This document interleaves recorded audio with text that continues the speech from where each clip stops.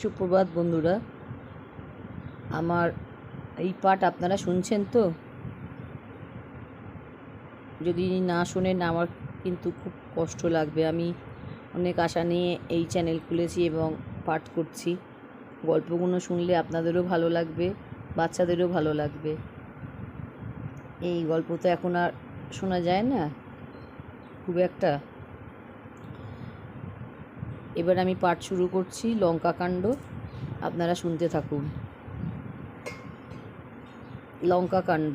তারপর সকলে উৎসাহে আকাশ পাতাল কাঁপাইয়া লঙ্কায় চলিল। সকলের আগে চলিল নল। সে পথ পরীক্ষায় বড়ই পণ্ডিত। কোন পথ ভালো, কোথায় পরিষ্কার জল, কোথায় মিষ্ট ফল, নলের সব মুখস্থ আছে। নল যে পথে যাইতেছে সেই পথ ধরিয়া অন্যেরা তাহার পিছু পিছু চলিয়াছে। হনুমান রামকে আর অঙ্গদ লক্ষণকে পিঠে করিয়া লইয়াছে।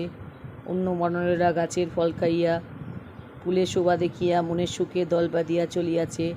এইরূপে তাহারা সেই মহেশ পর্বতের কাছে সমুদ্রের ধারে আসিয়া উপস্থিত হইল। এদিকে রাবণ রাক্ষসদের সহিত বসিয়া পরামর্শ করিতেছে। সে বলিল, বলো দেখি এখন উপায় কি? বড়ই যে মুশকিল দেখিতেছি। লঙ্কায় আসিয়া প্রবেশ করা তো তেমন কঠিন কাজ নয়। সেই কাজ সামান্য একটা বানরে করিয়া দিয়া গেল। আমার ঘরবাড়ি ভাঙিল, এতগুলি রাক্ষসও মরিল। বলো দেখি এখন কি করা যায়? রাক্ষসেরা বলিল, সে কি মহারাজ, আমাদের এত সৈন্য, এত অস্ত্র, আর আপনি এমন বীর, পৃথিবী আকাশ পাতাল সকলই আপনি জয় করিয়াছেন। বানর আর মানুষকে আপনার কিসের ভয়? আপনার নিজেরও যুদ্ধ করিতে হইবে না। একা ইন্দ্রজিৎ মানুষ আর বানর মারিয়া শেষ করিবেন। প্রহস্ত বলিল, আমি তাহাদিগকে মারিব। বজ্রদ্রংষ্ট বলিল, আমি একটা বুদ্ধি করিয়াছি। জোয়ান জোয়ান রাক্ষসেরা ভরতের সৈন্য সাজিয়া উহাদের কাছে যাইবে। ওরা কিছুতে বুদ্ধিতে পারিবে না, আর ইহার মধ্যে আমাদের লোকেরা একসময় তাহাদিগকে বাগে পাইয়া মারিয়া শেষ করিবে। রাক্ষসেরা সকলেই এইরূপ বলিতেছে, তাহা দেখিয়া বিভীষণ বলিল, মহারাজ, যাহার জোর নাই সে কি সাহস করিয়া লঙ্কার যুদ্ধে করিতে আসে? রামের সীতা রামকে ফিরাইয়া দিন, নইলে বড়ই বিপদ হইবে। আপনি রামের এত অনিষ্ট করিয়াছেন, তাহাতেই তো রাম যুদ্ধ করিতে আসিলেন। এ কাজ আপনার উচিত হয় নাই। বিভীষণের কথা শুনিয়া রাবণ রাগের ভরে সভা হইতে চলিয়া গেল। পরদিন আবার মস্ত সভা। সেজন্য খোসামুদের রাক্ষসেরা বলিল, মহারাজ, কোনো ভয় নাই, যুদ্ধ করুন। আর কেবল বিভীষণ বলিল, শীঘ্র সীতাকে ফিরাইয়া দিন। সেজন্য রাবণ রাগের ভরে তাহাকে যত ইচ্ছা গালি দিয়া শেষে বলিল, হতভাগা, আর কেহ যদি এই কথা বলিত, তাহা হইলে এখনই তাহাকে কাটিয়া ফেলিতাম। তখন বিভীষণ বলিল, মহারাজ, আপনি আমার গুরুজন, আপনাকে বুঝাইতে পারি আমার এমন সাধ্য কি। আমার অন্যায় হইয়া থাকিলে ক্ষমা করিবেন। ভালো কথা বলিতে গেলাম, তাহাতে আপনার এত রাগ হইল। এখন আপনার যাহা ইচ্ছা তাহাই করুন, আমি চলিলাম। এই বলিয়া বিভীষণ আর 4 জন রাক্ষস সঙ্গে লইয়া সেখান হইতে চলিয়া গেল। রাবণের সভা ছাড়িয়া বিভীষণ আর সেই 4 জন রাক্ষস সমুদ্র পার হইয়া রামের নিকটে চলিয়া আসিল। সেখানে সুগ্রীব আর অন্য বন্য বানর দিগকে দেখিয়া বিভীষণ বলিল, আমি রাবণের ভাই, আমার নাম বিভীষণ। আমি সীতাকে ফিরাইয়া দিবার কথা বলাতে রাবণ আমাকে গালি দিয়াছেন, তাই আমি রামের কাছে থাকিবার জন্য এখানে আসিয়াছি। এই কথা শুনিয়া সুগ্রীব তাড়াতাড়ি রামের কাছে গিয়া সংবাদ দিল। বিভীষণকে সে বিশ্বাস করিতে পারে নাই। হনুমান ছাড়া বানর দিগের জন্য কেউ তাহাকে বিশ্বাস করে নাই। তাই তাহারা সকলে বিভীষণকে জায়গা দিতে রামকে বারংবার নিষেধ করিল। খালি হনুমান বলিল, উহার মুখ দেখিয়া তো উহাকে দুষ্ট লোক বলিয়া আমার বোধ হয় না। ও যথার্থই আমাদের সহিত বন্ধুত্ব করিতে আসিয়াছে, উহাকে জায়গা দেওয়া উচিত। সকলের কথা শুনিয়া রাম বলিলেন, যে আশ্রয় চায় তাহাকে আশ্রয় দেওয়া উচিত। সে যদি দুষ্টও হয়, তথাপি তাহার এমন ক্ষমতা নাই যে আমার অনিষ্ট করে। তোমরা শীঘ্র তাহাকে ডাকিয়া আনো। তখন বিভীষণ আসিয়া রামকে প্রণাম করিয়া বলিল, রাবণ আমার অপমান করিয়াছেন, তাই আমি আপনার নিকট আসিয়াছি। এখন আপনার ইচ্ছা হয় আমাকে রাখুন, না হয় মারিয়া ফেলুন। রাম মিষ্ট কথায় তাহার ভয় দূর করিয়া বলিলেন, বিভীষণ, আমি রাবণকে মারিয়া তোমাকে রাজা করিব। বিভীষণ বলিল, আমি প্রাণ দিয়া আপনাকে সাহায্য করিব। তখন রাম লক্ষ্মণকে বলিলেন, চলো আমরা এখনই বিভীষণকে লঙ্কা রাজা করি। রাজা হইবার সময় স্নান করিতে হয়, সেই স্নানকে অভিষেক বলে। রামের কথায় লক্ষ্মণ তখনই সমুদ্রের জলে বিভীষণকে অভিষেক করিয়া তাহার লঙ্কা রাজা করিলেন।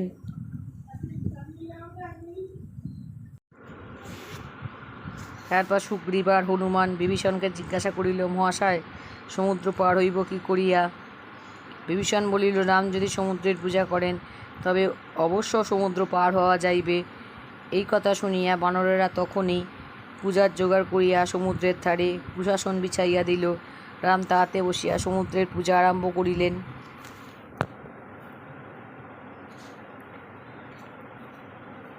পূজা শেষ হইলে সমুদ্রকে প্রণাম করিয়া তিনি সেই কুশাসনের উপর শুইয়া রহিলেন। 1 দিন, 2 দিন, 3 দিন, 4 দিন রাম সেইখানে পড়িয়া আছেন, তবুও সমুদ্র তাহার সংবাদ লয় না। তাহা দেখিয়া রাম বলিলেন, এত করিয়া পূজা করিলাম আর তুমি গ্রাহ্যই করিলে না? তোমার এতই অহংকার? আচ্ছা দাঁড়াও, তোমাকে শুষিয়া ফেলিতে কতক্ষণ লাগে।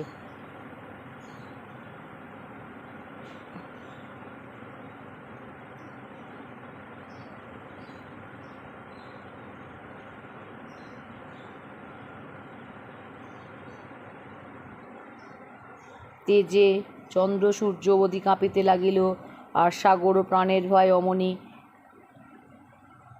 এই বলিয়া রাম ধনুক লইয়া তাহাকে ব্রহ্মাস্ত্র জুড়িলেন।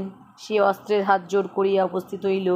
তারপর সে রামের নিকট অনেক মিনতি করিয়া বলিল, এই নল বিশ্বকর্মার পুত্র, নল আমার উপর সেতু বাঁধিয়া দিলে সকলে পার হইতে পারিবে। সেতু যাহাতে না ভাঙে সেজন্য আমি এখন হইতে খুব স্থির হইয়া থাকিব। তখনই বানরেরা গাছ আর পাথর আনিয়া সমুদ্রের ধারে ফেলিতে লাগিল। নল কি আশ্চর্য কারিকর! সেই কাঠ পাথর দিয়ে 100 যোজন লম্বা সুন্দর সেতু প্রস্তুত করিতে 6 দিনের বেশি লাগিল না। সেই সেতুর উপর দিয়া সকলে পার হইয়া লঙ্কায় আসিল। রাম লঙ্কায় আসিয়াছেন শুনিয়া রাবণ শুক আর সারণ নামক তার 2 জন মন্ত্রীকে চুপি চুপি তাহার সৈন্য দেখাইবার জন্য পাঠাইয়া দিল। শুক সারণ বানর সাজিয়া গিয়াছিল, কিন্তু তাহাদের সে ফাঁকিতে বিভীষণ বলিল না। সে তখনই তাহাদিগকে ধরিয়া রামের কাছে লইয়া গেল। শুক সারণ তো ঠিক করিয়া রাখিয়াছে যে এ যাত্রা আর তাহাদের রক্ষা নাই, কেননা শত্রুর লোক ঐরূপ চুরি করিয়া খবর লইতে আসিলে তাহাকে মেরে ফেলাই দস্তুর। তাহারা রামের পায়ে পড়িয়া বলিল, আমরা রাবণের হুকুমে আপনার সৈন্য গণিতে আসিয়াছিলাম।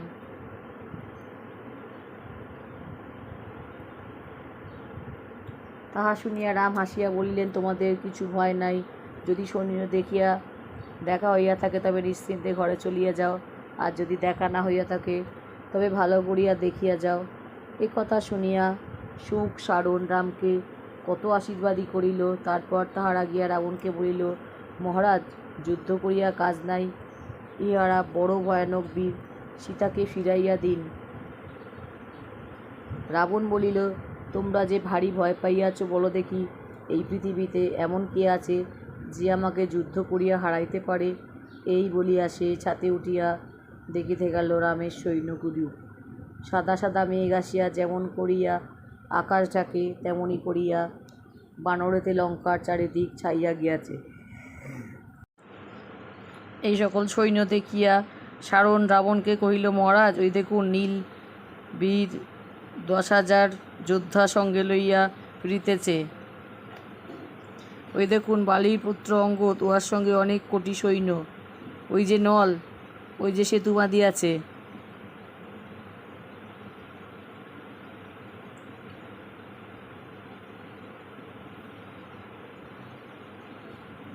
ওই শ্বেত, ওই কুমুদ, ওই চণ্ড, ওই সংরম্ভ, ওই সরব, ওই পনস, ওই বিনত, ওই ক্রথন, ওই গবয়, ওই হয়, ওই জাম্ববান, দেখুন তাহার সহিত কত ভাল্লুক আসিয়াছে।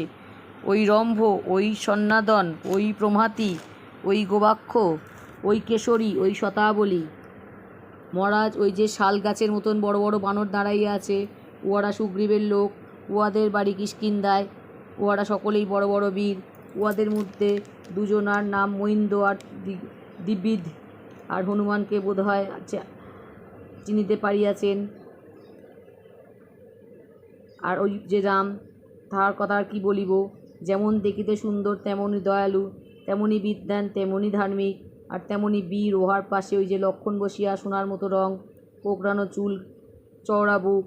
পাশে ওই দেখুন বিভীষণ বসিয়া আছেন। শুনিয়াছি রাম নাকি তাহাকে লঙ্কার রাজা করিয়াছেন। ওই সুগ্রীব, যাহার গলায় সোনার হার আর শরীর পাহাড়ের মতন বড়।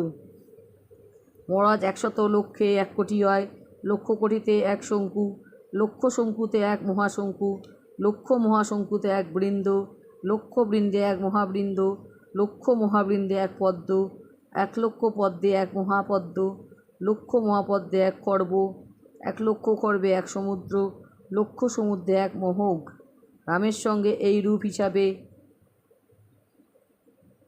10,000, 1,000, 1,000, 10,000, 1 লক্ষ, 1,000 কোটি, 100 শঙ্কু, 1,000 মহাশঙ্কু, 100 বৃন্দ, 1,000 মহাবৃন্দ, 100 পদ্ম, 1,000 মহাপদ্ম, 100 খর্ব, 100 সমুদ্র, আর 1,000 মহোঘ সৈন্য আসিয়াছে। এই সকল দেখিয়া শুনিয়া রাবণের মনে খুবই ভয় হইল, কিন্তু সে তাহার সুখ সারণকে জানিতে দিল না। বাইরে যে যার পণ্যাই রাগ দেখাইয়া সুখ সারণকে বকিয়া সেখান হইতে তাড়াইয়া দিল। তারপর একদিন কি হইল শুনো। লঙ্কার বিদ্যুজ্জিহ নামে এক জাদুকর ছিল। সেই রাক্ষস রাবণ তাহাকে দিয়া ঠিক রামের মাথার মতন একটা মাথা আর তার ধনুর্বাণের মতন ধনুর্বাণ প্রস্তুত করাইল। তারপর অশোক বনে গিয়া মাথা ধনুকে সীতাকে দেখাইয়া বলিল, এই দেখো, তোমার রামকে আমরা মারিয়া ফেলিয়াছি। রাত্রিরে যখন তাহারা ঘুমাইতেছিল তখন আমার সৈন্যেরা গিয়া তাহার মাথা কাটিয়াছে আর বিভীষণকে ধরিয়া আনিয়াছে। লঙ্কা লক্ষণ পালাইয়াছে, সুগ্রীবের ঘাট ভাঙিয়াছে, হনুমান জাম্বুবান প্রভৃতি আর সকলে মরিয়া গিয়াছে। এখন আর রামের কথা ভাবিয়া কি করিবে? রাবণের কথা শুনিয়া সেই মাথা দেখিয়া সীতা ভয়ানক কাঁদিতে লাগিলেন। এমন সময় একটা দারোয়ান আসিয়া রাবণকে ডাকিয়া লইয়া গেল। রাবণ যাইতে না যাইতেই সেই জাদুর তৈয়ারি মুন্ড আর ধনুক কোথায় যে মিলাইল কিছু বোঝা গেল না। বিভীষণের স্ত্রী সরমাকে রাবণ সর্বদা সীতার কাছে থাকিতে বলিয়াছিল।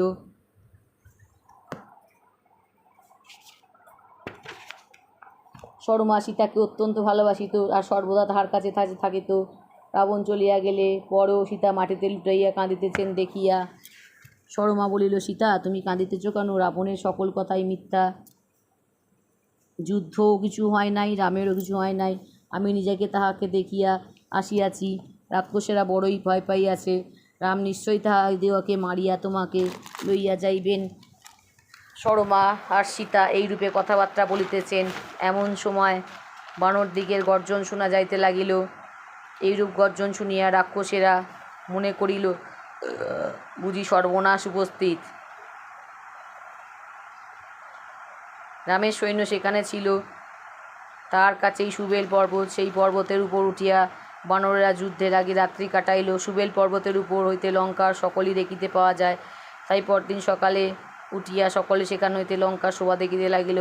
সেই লঙ্কার উত্তর দরজার কাছে রাবণ নিজে দাঁড়িয়ে আছেন। তার দুই পাশে চামর দুলিতেছে, মাথার উপরে সাদা ছাতা, গলায় গজমতির মালা। রাবণকে দেখিয়া সুগ্রীবের আর সহ্য হইল না। সে তখনই একলা পেয়ে সেই পর্বতের উপর হইতে একেবারে লঙ্কার দরজার উপরে গিয়া পড়িল আর একলাকে একেবারে রাবণের ঘাড়ে পড়িয়াই হাসিতে হাসিতে তাহার মুকুটটি কাড়িয়া লইয়া মাটিতে এক আছাড়। তারপর দুইজনে মল্লযুদ্ধ। রাবণ সুগ্রীবকে ধরিয়া মাটিতে আঁচড়াইল, সুগ্রীবও রাবণকে আঁচড়াইল। কিল, চর, লাথি দুজনকে যে কত মারিল তাহার লেখাজোখা নাই। এইরূপে রাবণকে অপমান আর নাকাল করিয়া সুগ্রীব এক লাফে আবার সুবেল পর্বতে চলিয়া আসিল। লজ্জায় তখন রাবণের মুখে আর কথাটি নাই। তারপর রামের সৈন্য পর্বত হইতে নামিয়া লঙ্কার দরজায় আসিয়া উপস্থিত হইল। লঙ্কায় কোনো দরজা দিয়াই রাক্ষস দিগকে বাহির হইবার পথ রাখিল না। তার উপর রাবণ ছিল। রাম লক্ষ্মণ নিজে গিয়া সেই দরজা আটকাইলেন। মহিন্দ্র, দিবিদ আর নীল পূর্ব দরজা আটকাইল।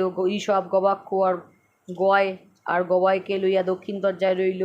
পশ্চিম দরজায় গাছপাথর লইয়া নিজে হনুমান, উত্তর দরজার পশ্চিম দরজার মাঝখানে সুগ্রীব। এইরূপে সকল যুদ্ধের জন্য প্রস্তুত হইয়াছে। এমন সময় রাবণ বাহিরে আসিলেই হয়। তখন রাম অঙ্গদকে রাবণের সভায় পাঠাইয়া দিলেন। রাবণ পাত্র মিত্র লইয়া বসিয়া আছে। এমন সময় অঙ্গদ সেখানে গিয়া উপস্থিত।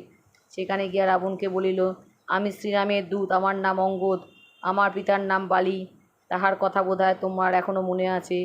রাম বলিলেন, তুমি শীঘ্র বাইরে আসিয়া যুদ্ধ করো, তিনি তোমাকে বধ করিয়া বিভীষণকে লঙ্কা রাজা করিবেন। এখানে একটা হাসির কথা বলি, অঙ্গদ যে রাবণকে তাহার পিতার নাম বলিয়া তাহার কথা বোধহয় তোমার এখনও মনে আছে বলিল, তাহার কারণ কি জানো? রাবণ একবার বালির সঙ্গে যুদ্ধ করিতে গিয়া বড়ই নাকাল হইয়াছিল। রাবণ সকলকে যুদ্ধে হারাইয়া ত্রিভুবন ঘুরিয়া বেড়াইত, আর কেউ তাহার সঙ্গে যুদ্ধ করিতে সাহস করিত না। যুদ্ধ করিবার আর লোক না পাইয়া শেষে সে একদিন বালির সঙ্গে যুদ্ধ করিতে গেল। বালি তখন সমুদ্রের ধারে চোখ বুজিয়া সন্ধ্যা করিতেছিল। রাবণ মনে করিল, এই বেলা উহাকে চড়িয়া জব্দ করি, চোখ বুজিয়া আছে, দেখিতে পাইবে না। এই বলিয়া টানাটানি করিয়াও তাহাকে নড়াইতে পারিল না। ততক্ষণে বালি সন্ধ্যা সারিয়া রাবণ মহাশয়কে পাখিটির মতো খপ করিয়া বগলে পুরিয়া বসিয়াছে। বালি পূর্ব পশ্চিম উত্তর দক্ষিণ এই চারি সমুদ্রের দ্বারে বসিয়া চারিবার সন্ধ্যা করিত। সবে তখন তাহার একবার সন্ধ্যা শেষ হইয়াছিল, সুতরাং সে রাবণকে বগলে করিয়াও আর 3 বার সন্ধ্যা করিল। এদিকে সেই বগলের চাপে গরমে ঘামে আর গন্ধে বেচারা চ্যাপ্টা হইয়া সিদ্ধ হইয়া দম আটকাইয়া পেট ঢাক হইয়া নাকালের এক শেষ মরে নাই, কেবল ব্রহ্মার পরে। তাই অঙ্গদ এখন বলিল, বোধহয় মনে আছে।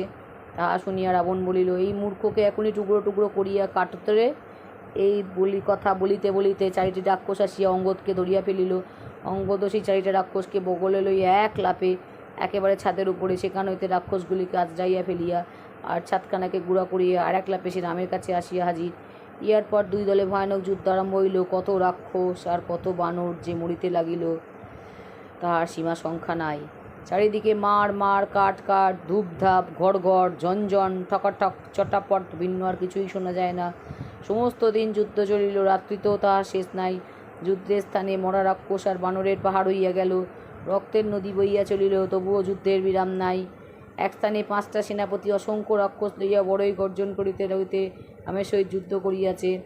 আবার দেখিতে দেখিতে রামের বাণ খাইয়া 5 জনেই পলাইবার পথ পাইতেছে না। আর এক স্থানে অঙ্গদ আর ইন্দ্রজিতের যুদ্ধ। অঙ্গদ লাথি মারিয়া ইন্দ্রজিতের সারথি আর ঘোড়া চ্যাপ্টা করিয়া দিয়াছে। ইন্দ্রজিৎ দেখিল সামনে থাকিয়া যুদ্ধ করিলে বড়ই বিপদ, কাজেই তখন সে মেঘের আড়ালে লুকাইয়া যুদ্ধ আরম্ভ করিল। এইরূপ যুদ্ধ করিবার পর সে শিবের নিকট বর পায়। যখন সে মেঘের আড়ালে থাকিয়া যুদ্ধ করিত তখন কেহই তাহাকে দেখিতে পারিত না, কাজেই তখন তাহাকে কেহই মারিতে পারিত না, কিন্তু সে নিজে অন্য সকলকে বাণ মারিয়া অস্থির করিত। মেঘের আড়ালে থাকিয়া দুষ্ট ইন্দ্রজিৎ রাম লক্ষ্মণের গায়ে নাগপাশ বাণ মারিল। সে বাণ ছুড়িবা মাত্রই বড় বড় সাপ আসিয়া তাহাদিওকে জড়াইয়া ফেলিল। ইন্দ্রজিৎকে দেখিতে না পাওয়ায় তাহারা আর আটকাইতে পারিলেন না। এইরূপে সে রাম লক্ষ্মণকে সাপের বাঁধনে বাঁধিয়া তাহাদের উপরে এমনই নিষ্ঠুর বাণ মারিতে লাগিল যে তাহাদের শরীরে একটুও স্থান রইল না যেখানে বাণ বিঁধে নাই। সেই ভয়ানক বাণের যন্ত্রণায় তাহারা অজ্ঞান হইয়া গেলেন। তাহা দেখিয়া ইন্দ্রজিৎ হাসিতে হাসিতে গিয়া রাবণকে বলিল, বাবা, রাম লক্ষ্মণকে মারিয়া আসিয়াছি। এদিকে সুগ্রীব, বিভীষণ, অঙ্গদ, হনুমান, জাম্ববান প্রভৃতি সকলে রাম লক্ষ্মণকে ঘিরিয়া কাঁদিতে লাগিল। বানরদিগের মধ্যে সুসেন ভালো ওষুধ জানিত। সে বলিল, ক্ষীরসাগরের তীরে বিশল্যকরণীয়া সঞ্জীবনী নামক ঔষধ আছে। চন্দ্র আর দ্রোণ নামক পর্বতের উপরে সেই ঔষধ পাওয়া যায়, শীঘ্র তাহা লইয়া আসো। এমন সময় ভয়ানক ঝড় উঠিয়া গাছপালা ভাঙিতে লাগিল। অজগরেরা তাড়াতাড়ি গর্তের ভিতরে লুকাইতে চলিল। সমুদ্রের জন্তু আর আকাশের পক্ষী সকল ভয়ে অস্থির হইয়া উঠিল। গোলমাল শুনিয়া সকলে চাহিয়া দেখিল গরুর আসিতেছে, তাহারই পাখার বাতাসে এইরূপ কাণ্ড উপস্থিত। গরুর দেখিয়া ইন্দ্রজিতের সাপেরা ভাবিল, সর্বনাশ, আমাদের জম আসিয়াছে। তখন তারা রাম লক্ষ্মণকে ছাড়িয়া প্রাণ লইয়া পলাইতে পারিলে বাঁচে। গরুরকে সাপেরা বড়ই ভয় করে, কারণ সে সাপ দেখিলেই ধরিয়া খায়। গরু রাম লক্ষ্মণের গায়ে হাত বুলাইয়া দিবামাত্রই তাহাদের শরীরে সকল জ্বালা চলিয়া গেল, এমনকি পানের দাগ পর্যন্ত রহিল না। তখন 2 ভাই আবার শুদ্ধ হইয়া উঠিয়া বসিলেন। তাহাদের বোধ হইতে লাগিল যেন তাহাদের জোর আর সাহস দ্বিগুণ বাড়িয়া গিয়াছে। গরুরকে দেখিয়া রাম বলিলেন, পাখি, তুমি কে? বড়ই ভয়ানক বিপদ হইতে তুমি আমাদিগকে বাঁচাইলে। গরুর বলিল, আমার নাম গরুর। ইন্দ্রজিৎ তোমাদিগকে মারিয়াছে শুনিয়া তাড়াতাড়ি এখানে আসিয়াছি। তোমাদিগকে আমি বড়ই ভালোবাসি। এখন যাই, এই যুদ্ধে তোমরা নিশ্চয়ই জিতিবে। এই কথা বলিয়া গরুর চলিয়া গেল।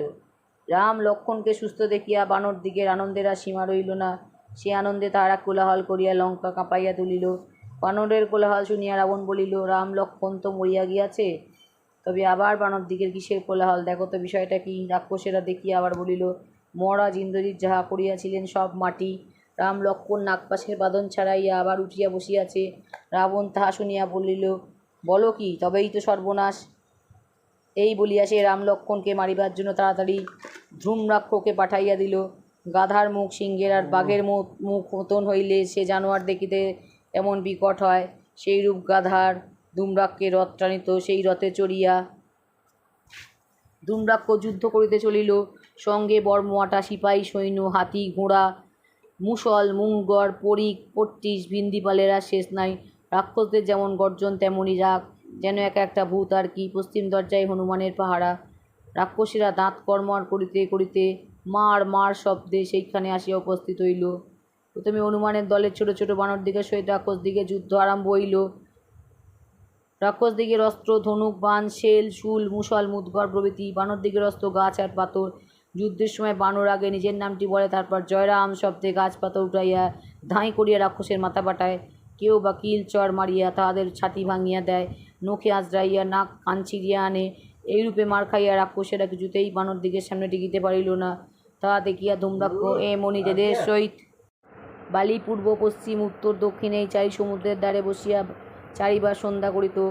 সবে তখন তাহার একবার সন্ধ্যা শেষ হইয়াছিল, সুতরাং সে রাবণকে বগলে করিয়াও আর 3 বার সন্ধ্যা করিল। এদিকে সেই বগলের চাপে গরমে ঘামে আর গন্ধে বেচারা চ্যাপ্টা হইয়া সিদ্ধ হইয়া দম আটকাইয়া পেট ঢাক হইয়া নাকালের এক শেষ, মরে নাই, কেবল ব্রহ্মার পরে।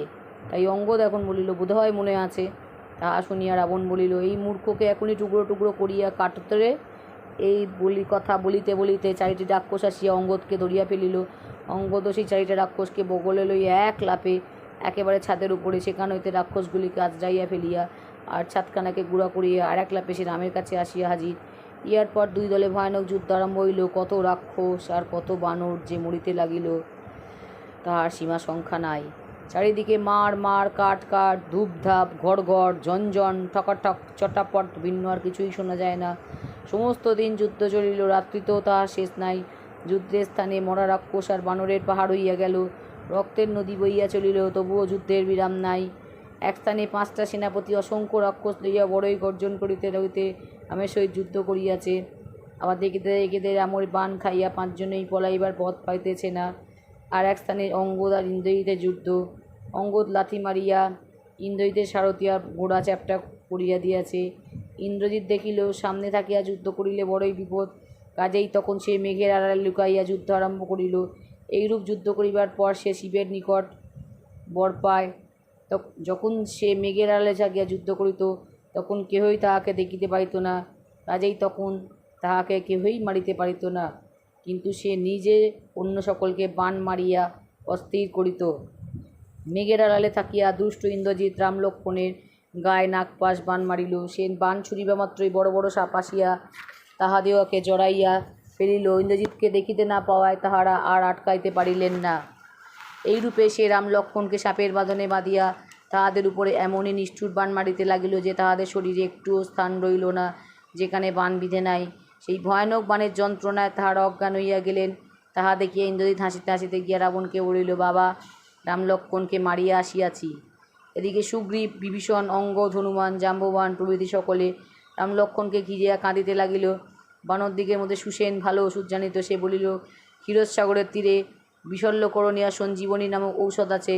চন্দ্র আর দ্রোণ নামক পর্বতের উপরে সেই ঔষধ পাওয়া যায়, শীঘ্র তাহা লইয়া আসো। এমন সময় ভয়ানক ঝড় উঠিয়া গাছপালা ভাঙিতে লাগিল। অজগরেরা তাড়াতাড়ি গর্তের ভিতরে লুকাইতে চলিল। সমুদ্রের জন্তু আর আকাশের পক্ষী সকল ভয়ে অস্থির হইয়া উঠিল। গোলমাল শুনিয়া সকলে চাহিয়া দেখিল গরুর আসিতেছে, তাহারই পাখার বাতাসে সেইরূপ কাণ্ড উপস্থিত। গরুর দেখিয়া ইন্দ্রজিতের সাপেরা ভাবিল, সর্বনাশ, আমাদের জম আসিয়াছে। তখন তারা রাম লক্ষ্মণকে ছাড়িয়া প্রাণ লইয়া পলাইতে পারিলে বাঁচে। গরুরকে সাপেরা বড়ই ভয় করে, কারণ সে সাপ দেখিলেই ধরিয়া খায়। গরু রাম লক্ষ্মণের গায়ে হাত বুলাইয়া দিবামাত্রই তাহাদের শরীরে সকল জ্বালা চলিয়া গেল, এমনকি পানের দাগ পর্যন্ত রহিল না।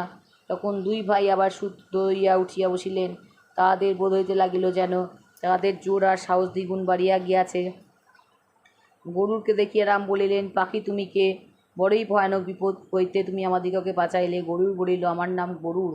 ইন্দ্রজিৎ তোমাদিগকে মারিয়াছে শুনিয়া তাড়াতাড়ি এখানে আসিয়াছি। তোমাদিগকে আমি বড়ই ভালোবাসি, এখন যাই, এই যুদ্ধে তোমরা নিশ্চয়ই জিতিবে। এই কথা বলিয়া গরুড় চলিয়া গেল।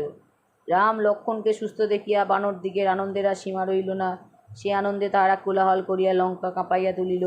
বানরের কোলাহল শুনিয়া রাবণ বলিল, রাম লক্ষ্মণ তো মরিয়া গিয়াছে, তবে আবার বানর দিগের কিসের কোলাহল, দেখো তো বিষয়টা কি। রাক্ষসেরা দেখিয়া আবার বলিল, মহারাজ ইন্দ্রজিৎ যাহা করিয়াছিলেন সব মাটি। রাম লক্ষ্মণ নাগপাশের বাঁধন ছাড়াইয়া আবার উঠিয়া বসিয়াছে। রাবণ তাহা শুনিয়া বলিল, বলো কি, তবেই তো সর্বনাশ। এই বলিয়া সে রাম লক্ষ্মণকে মারিবার জন্য তাড়াতাড়ি ধূম্রাক্ষকে পাঠাইয়া দিল। গাধার মুখ সিংহের আর বাঘের মুখ মতন হইলে সে জানোয়ার দেখিতে এমন বিকট হয়, সেইরূপ গাধার ধূম্রাক্ষের রথ টানিত। সেই রথে চড়িয়া ধূম্রাক্ষ যুদ্ধ করিতে চলিল। সঙ্গে বর্মোয়াটা সিপাহী সৈন্য, হাতি ঘোড়া, মুসল মুঙ্গর পরিক পট্টিস ভিন্দিপালেরা শেষ নাই। রাক্ষসদের যেমন গর্জন তেমনই রাগ, যেন একটা ভূত আর কি। পশ্চিম দরজায় হনুমানের পাহারা। রাক্ষসীরা দাঁত কর্মর করিতে করিতে মার মার শব্দে সেইখানে আসিয়া উপস্থিত হইল। প্রথমে হনুমানের দলের ছোট ছোট বানর দিগের সহিত রাক্ষস দিগের যুদ্ধ আরম্ভ হইল। রাক্ষস দিগের অস্ত্র ধনুক বাণ শেল শূল মুসল মুদগর প্রভৃতি, বানর দিগের অস্ত্র গাছ আর পাথর। যুদ্ধের সময় বানর আগে নিজের নামটি বলে, তারপর জয়রাম শব্দে গাছ পাথর উঠাইয়া ধাঁই করিয়া রাক্ষসের মাথা পাঠায়। কেউ বা কিল চর মারিয়া তাহাদের ছাতি ভাঙিয়া দেয়, নখে আঁচড়াইয়া নাক কান ছিঁড়িয়া আনে। এইরূপে মার খাইয়া রাক্ষসেরা কিছুতেই বানর দিগের সামনে টিকিতে পারিল না। তাহা দেখিয়া ধূম্রাক্ষ এমনই তেজের সহিত বানর দিগকে তাড়া করিল যে তাহারা পলাইবার পথ পায় না। যা হোক, হনুমানের সামনে এত বাহাদুরি আর কতক্ষণ থাকে। হনুমান তাহাকে এমনই এক পর্বতের চূড়া ছুঁড়িয়া মারিল যে তাহাতে তাহার রথখানি একেবারে চুরমার হইয়া গেল। ইহার আগেই সে গদা হাতে করিয়া রথ হইতে লাফাইয়া, তাই রক্ষা, নইলে তাহাকেও রথের সঙ্গে সঙ্গে যাইতে হইত। ততক্ষণে হনুমান গাছ দিয়া অন্যান্য রাক্ষসগুলিকে শেষ করিয়া দিয়াছে, কেবল গদা হাতে ধূম্রাক্ষই বাকি। সেটা বড়ই ভয়ঙ্কর গদা, তাহার গায়ে বড় বড় কাঁটা, কিন্তু ভয়ঙ্কর হইলেও তাহাতে আর সে হনুমানের কিছু করিতে পারিল না, বরং হনুমানই পর্বতের চূড়া দিয়া তাহার মাথা গুঁড়া করিয়া দিল। দুর্মাক্যের পরে যে যুদ্ধ করিতে আসিল তাহার নাম বজ্রদ্রংশ। বজ্রদ্রংশ অনেক যুদ্ধ করিয়া শেষে অঙ্গদের হাতে মারা গেল। বড় বড় রাক্ষসেরা যুদ্ধ করিতে আসে, আর বানরেরা তাহাদিগকে মারিয়া শেষ করে। এইরূপে অকম্পন যুদ্ধে আসিয়া হনুমানের হাতে, নরাত্মক দিবিদের হাতে, কুম্ভহনু জাম্ববানের হাতে আর প্রহস্ত নীলের হাতে প্রাণ দিল। রাক্ষস মারিয়া বানর দিগের আনন্দের সীমা নাই, আর যুদ্ধে যাহারা জয়লাভ করিল তাহাদের প্রশংসার শেষ নাই। এদিকে লঙ্কায় আবার যুদ্ধের বাজনা বাজিয়া উঠিল, আর দেখিতে দেখিতে আবার অসংখ্য রাক্ষস যুদ্ধ করিবার জন্য বাহির হইয়া আসিল। এত রাক্ষস দেখিয়া রাম বিভীষণকে জিজ্ঞাসা করিলেন, রাজা বিভীষণ, এত সৈন্য এত অস্ত্র লইয়া কে আসিল? বিভীষণ বলিল, ওই যাহার রথের নিশানে সিংহের চেহারা দেখিতেছেন সে ইন্দ্রজিৎ, আর ওই যাহার খুব লম্বা চওড়া শরীর তাহার নাম অতিকায়, সেও রাবণের পুত্র। ওই যে হাতির গলায় ঘণ্টার শব্দ হইতেছে তাহার উপরে মহোদর, ওই যে লাল রঙের যোদ্ধা ঘোড়ায় চড়িয়া আছে তাহার নাম পিশাচ। শূল হাতে ষাঁড়ের ওপর চড়িয়া যে আসিতেছে উহার নাম ত্রিশিরা। যাহার নিশানে সাপের ছবি সে কুম্ভ, আর যাহার হাতে পরিগ রইয়াছে সে নিকুম্ভ। ওই যাহার মাথায় মুকুট আর উপরে সাদা ছাতা তিনি নিজে রাবণ। রাম বলিলেন, রাবণ আসিয়াছে, ভালোই হইয়াছে, আজ সীতাকে চুরি করিয়া আনিবার শাস্তিটা উহাকে দিতে হইবে। রাবণকে দেখিয়া সুগ্রীব একটা পর্বতের চূড়া ছুঁড়িয়া মারিল। রাবণ সেই পর্বত কাটিয়া সুগ্রীবকে এমনই এক বাণ মারিল যে তাহাতে সে চিৎকার করিয়া একেবারে অজ্ঞান হইয়া গেল। তাহা দেখিয়া জ্যোতিমুখ, গবাক্ষ, গবয়, সুসেন, ঋষভ আর নল ছুটিয়া যুদ্ধ করিতে আসিল, কিন্তু তাহাদের সাধ্য কি যে রাবণের বাণের সম্মুখে টিকিয়া থাকে। বাণের যন্ত্রণায় অস্থির হইয়া বানরেরা একেবারে রামের কাছে গিয়া উপস্থিত। তখন রাম নিজেই যুদ্ধের জন্য প্রস্তুত হইতেছিলেন। এমন সময় লক্ষ্মণ বলিলেন, দাদা, আমি রাবণের সহিত যুদ্ধ করিব। এদিকে হনুমান ছুটিয়া গিয়া রাবণকে বলিল, আজ এই এক কিলে তোর প্রাণ বাহির করিয়া দিব। রাবণ বলিল, মার দেখি তোর কত জোর। এই বলিয়া সে আগেই হনুমানকে বুকে এক চড় মারিল। হনুমানের খুব লাগিল বটে, কিন্তু সে সামলাইয়া উঠিয়া রাবণের বুকে এক চড় মারিয়া তাহাকে একেবারে অস্থির করিয়া দিল। আবার রাবণ একটু সুস্থ হইয়া হনুমানের বুকে এমন এক কিল মারিল যে হনুমান সহজে তাহার চোট সামলাইয়া উঠিতে পারিল না। ততক্ষণে রাবণ হনুমানকে ছাড়িয়া নীলের সহিত যুদ্ধ আরম্ভ করিয়াছে। রাবণ বান মারে আর নীল গাছ পাথর মারে। ইহার মধ্যে নীল হঠাৎ খুব ছোটটি হইয়া কখন গিয়া রাবণের রথের নিশানে উঠিয়াছে, সেখান হইতে রাবণের মুকুটে, সেখান হইতে তাহার ধনুকের আগায় এমনি করিয়া সে তাহাকে কি যে ব্যস্ত করিয়া তুলিল তাহা বলিবার নহে। তাহা দেখি যায় বানররা যত হাসে রাবণের রাগ ততই বাড়িয়া যায়। শেষে সে অগ্নিবাণে নীলকে অজ্ঞান করিয়া ফেলিয়া লক্ষ্মণের সহিত যুদ্ধ আরম্ভ করিল। লক্ষ্মণ আর রাবণের অনেকক্ষণ যুদ্ধ হইল। রাবণ বান মারে, লক্ষ্মণ তাহা কাটেন, আবার লক্ষ্মণ বান মারেন, রাবণ তাহা কাটে। একবার ব্রহ্মার দেয়া একটা বান মারিয়া রাবণ লক্ষ্মণকে অজ্ঞান করিয়া ফেলিল, কিন্তু লক্ষ্মণ তখনই আবার যুদ্ধ হইয়া রাবণের ধনুক কাটিয়া তারপর 3 বাণে তাহাকে অজ্ঞান করিয়া তবে ছাড়িলেন। তারপর রাবণের আবার জ্ঞান হইল, সে একটা শক্তি হাতে লইল। এই শক্তিও ব্রহ্মা তাহাকে দিয়াছিলেন। ইয়া অতি ভয়ানক অস্ত্র। লক্ষ্মণ বান মারিয়া তাহা কাটিলেন, তবুও সেটা আসিয়া তাহার বুকে বিঁধিয়া তাহাকে অজ্ঞান করিয়া ফেলিল। তখন রাবণ তাড়াতাড়ি লক্ষ্মণকে লইয়া যাইবার জন্য অনেক চেষ্টা করিল, কিন্তু তাহার সাধ্য কি যে তাহাকে নাড়ে। ততক্ষণে হনুমান আসিয়া তাহার বুকে এমনই এক কিল মারিল যে তেমন কিল আর সে কখনো খায় নাই। কিলের চোটে রাবণ রক্ত বমি করিতে করিতে অজ্ঞান হইয়া গেল। এদিকে হনুমান লক্ষ্মণকে কোলে করিয়া রামের নিকট লইয়া আসিয়াছে। সেখানে তাহার বুক হইতে শক্তি খসিয়া পড়িবা মাত্রই তিনি সুস্থ শরীরে উঠিয়া বসিলেন। ততক্ষণে রাবণও আবার উঠিয়া ভীষণ যুদ্ধ আরম্ভ করাতে রাম নিজেই তাহার সহিত যুদ্ধ করিতে চলিলেন। তাহা দেখিয়া হনুমান বলিল, আমার পিঠে চড়িয়া যুদ্ধ করুন। হনুমানের উপর রাবণের আগে হইতেই বিষম রাগ, কাজেই এবার তাহাকে বাগে পাইয়া সে খুব করিয়া বান মারিতে ছাড়িল না। কিন্তু খালি হনুমানকে বান মারিলে কি হইবে? রামকে আটকাইতে পারিলে তবে তো হয়। তাহার রথ ঘোড়া সারথি সকলই রাম কাটিয়া শেষ করিয়াছেন, এখন তাহার নিজের প্রাণটি লইয়া টানাটানি। ইয়ারই মুহূর্তে তাহার মুকুট গিয়াছে আর সে নিজে এতই কাতর হইয়া পড়িয়াছে যে তাহার আর ধনুক ধরিবার ক্ষমতা নাই। তাহা দেখিয়া রাম বলিলেন, তোমার বড়ই পরিশ্রম হইতেছে দেখিতেছি। আচ্ছা, আজ তোমাকে ছাড়িয়া দিলাম, ঘরে গিয়া বিশ্রাম করো, তারপর অন্য সময় দেখা যাইবে। তখন রাবণ লজ্জায় মাথা হেঁট করিয়া লঙ্কার ভিতর চলিয়া গেল। এখন রাবণ করে কি? সিংহাসনে বসিয়াছে, চিন্তা করিতেছে। চারিদিকে রাক্ষসেরা দাঁড়াইয়া তাহার দিকে চাহিয়া রাবণ বলিল, এত করিয়া শেষটা কিনা আমাকে মানুষের কাছে হারিতে হইল। পূর্বে যখন তপস্যা করিতে গেলাম তখন ব্রহ্মা বর দিতে আসিলেন। আমি বলিলাম, দেবতা অসুর যক্ষ রাক্ষস ইহাদের কেহই আমাকে মারিতে পারিবে না, এই বর আমাকে দিন। ব্রহ্মা আমাকে সেই বর দিলেন। মানুষের কথা তো তখন আমি ভাবি নাই, কাজেই বর লইবার সময় তাহার কথা বলি নাই, সেই জন্যই তো এই বিপদ। আমি কি জানি যে মানুষ এমন ভয়ানক হইতে পারে? তোমরা সিংহ গিয়া কুম্ভকর্ণকে জাগাও, সে যদি রাম লক্ষ্মণকে মারিতে পারে। কুম্ভকর্ণ রাবণের ভাই।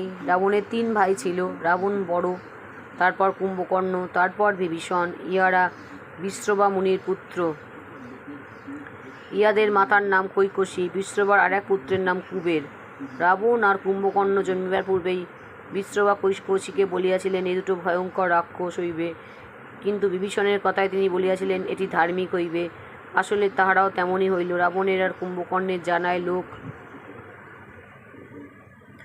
স্থির থাকিতে পারিত না। রাবণের চেয়ে কুম্ভকর্ণটা বেশি দুষ্ট ছিল। মুনিদিগকে পাইলেই সে দুষ্ট ধরিয়া খাইত। একদিন কৈকসী কুবেরকে দেখাইয়া রাবণকে বলিলেন, দেখো যদি ও কেমন ভালো, তুই বাছা এমনই হইলি কেন? রাবণ বলিল, দেখো না মা, আমি ওর চেয়ে বেশি হইব। এই বলিয়া সে কুম্ভকর্ণ আর বিভীষণকে লইয়া তপস্যা আরম্ভ করিল। সে কি যেমন তেমন তপস্যা! 10,000 বৎসর চলিয়া গেল, তবুও তাহাদের তপস্যা পুরাইল না। 10,000 বৎসর তপস্যার পর ব্রহ্মা আসিয়া রাবণকে বলিলেন, রাবণ, আমি সন্তুষ্ট হইয়াছি, তুমি বর লহ।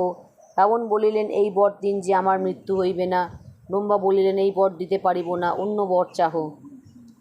রাবণ বলিল, তবে এই বর দিন যে সর্প যক্ষ দৈত্য রাক্ষস আর দেবতা ইহাদের কেউই আমাকে মারিতে পারিবে না। ইহা ছাড়া মানুষ আর অন্য অন্য যে সকল জন্তু আছে তাহাদের ভয় আমার নাই। ব্রহ্মা কইলেন, আচ্ছা তাহাই হোক, আর ইহা ছাড়া এই বড় দিতেছি যে তোমরা যখন যেরূপ ইচ্ছা হইবে তুমি সেইরূপ চেহারা করিতে পারিবে।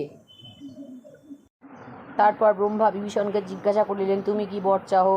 বিভীষণ বলিল, আমাকে দয়া করিয়াই বর দিন যে আমার যেন সকল সময় ঈশ্বরেতে আর ধর্মেতে মতি থাকে। তাহা শুনিয়া ব্রহ্মা বলিলেন, আচ্ছা তাহাই হইবে, আর তাহা ছাড়া তুমি অমর হইবে। এই বলিয়া তিনি কুম্ভকর্ণকে বর দিতে চাইলেন। এমন সময় দেবতারা তাহাকে নিষেধ করিয়া কহিলেন, দোহাই ঠাকুর, এই হতভাগাকে বর দিবেন না। ইহার জ্বালায় আমরা অস্থির হইয়াছি। এই দুষ্ট ইহারই মধ্যে 7টা অপ্সরা, ইন্দ্রের 10 জন চাকর, আর তাহা ছাড়া বিস্তর মুনি ঋষি খাইয়া ফেলিয়াছে। বর না পাইতেই এমন বর পাইলে কি আর কাহাকে রাখিব? এই কথা শুনিয়া ব্রহ্মা তাড়াতাড়ি সরস্বতীকে ডাকিয়া বলিলেন, মা, তুমি শীঘ্র গিয়া উহার বুদ্ধি নাশ করিয়া দাও। ব্রহ্মার কথায় সরস্বতী তখনই কুম্ভকর্ণের মনের ভিতর গিয়া ঢুকিলেন। তাহাতেই তাহার মাথায় এমনই গোল লাগিয়া গেল যে সে আর বুঝিয়া সুঝিয়া ব্রহ্মার সহিত কথা কইতে পারিল না। ব্রহ্মা জিজ্ঞাসা করিলেন, কুম্ভকর্ণ, কি বর চাহ? কুম্ভকর্ণ বলিল, আমি দিনরাত খালি ঘুমাইতে চাহি। ব্রহ্মা বলিলেন, বেশ কথা, তাহাই হউক। কুম্ভকর্ণের কথা অগস্ত্য মুনি এইরূপ বলিয়াছিলেন, কিন্তু তাহার কথা বিভীষণ যাহা বলিয়াছে তাহা অন্যরূপ। বিভীষণ বলে যে কুম্ভকর্ণ অত্যন্ত দুষ্ট ছিল বলিয়া ব্রহ্মা নিজেই তাহাকে শাপ দিয়াছিলেন, তুই 6 মাস ঘুমাইবি, আর একদিন জাগিয়া থাকিবি। যা হোক, সেও যদি কুম্ভকর্ণকে বলি ঘুমায়। সেই কুম্ভকর্ণকে এখন রাক্ষসেরা জাগাইতে চলিল। একটা পর্বতের গুহার ভিতরে কুম্ভকর্ণের শুইবার ঘর। ঘরখানি অতি সুন্দর, তাহার মেঝে সোনার, আর দেয়ালের কারিকুরি অতি আশ্চর্য। গুহাটি 1 যোজন চওড়া, আর তার দরজাও তেমনি বড়। বড় দরজা না হইলে কুম্ভকর্ণ ঘরে ঢুকিবে কি করিয়া? তাহার শরীর এতই বড় যে বিছানায় শুইয়া থাকিলেও তাহাকে একটা পর্বতের মতন দেখা যায়। তাহার নাকের নিঃশ্বাসে ঝড় বহে, সেই ঝড়ের চোটে রাক্ষসেরা গড়িতে গড়িতে পড়িয়া যায়। প্রথমে অনেক শুয়োর, হরিণ, মহিষ প্রভৃতি জন্তু আর কলসি কলসি রক্ত আনিয়া কুম্ভকর্ণের কাছে পাহাড়ের মতন করিয়া রাখা হইল। ঘুম হইতে উঠিয়া তাহার বিষম ক্ষুধা হইবে, তখন আর কিছু না পাইলে যাহারা জাগাইতে আসিয়াছে তাহাদিগকে ধরিয়াই হয়তো মুখে দিবে। কাজেই আহারের জোগাড়টি সকলের আগে আর বেশ ভালো রকম হওয়া চাই। তারপর তাহার গায়ে চন্দন লেপিয়া আর ঘরে ধূপ জ্বালাইয়া রাক্ষসেরা নানা রকম শব্দ করিতে লাগিল। বড় বড় শঙ্খ, যাহার একটাই আওয়াজ শুনিলে প্রাণ চমকিয়া যায়, তাহার কয়েকশত আনিয়া তাহারা একসঙ্গে বাজাইল। আবার কয়েকশত রাক্ষস মিলিয়া প্রাণপণে চিৎকার করিল।